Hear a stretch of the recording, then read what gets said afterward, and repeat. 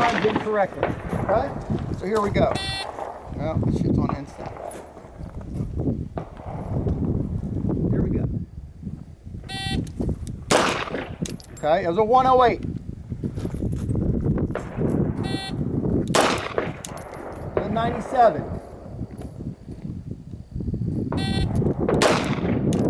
That was a 90. Okay? A little faster. I'm still doing it quasi right because I can't stop myself from pulling the trigger towards the end. So I'm not doing it 100% wrong.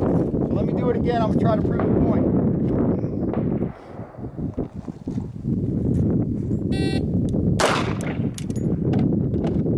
How fast was that one? Anybody want to guess? 0.8, 0.9. It looks slower, right? It looks slower. It's not. It was. The whole goal of this trip was to have the time be the same, not be it a whole lot faster. I wanted it to be about the same because that was a 94. Okay, let me do it one more time.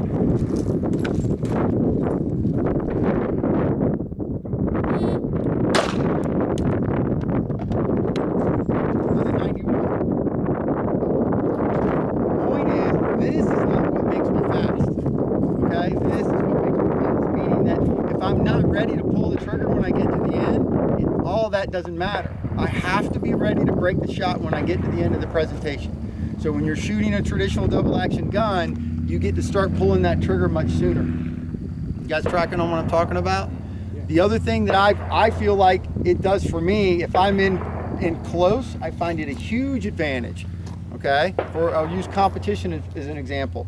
If I'm shooting with a single action gun and I've got a wide open close target, okay, I can be super aggressive to the trigger because there's no way I'm going to have an accident and shoot one in the ground. But if I'm shooting a striker fired gun or something else like that, I still got to make sure I'm not getting my finger on the trigger too soon.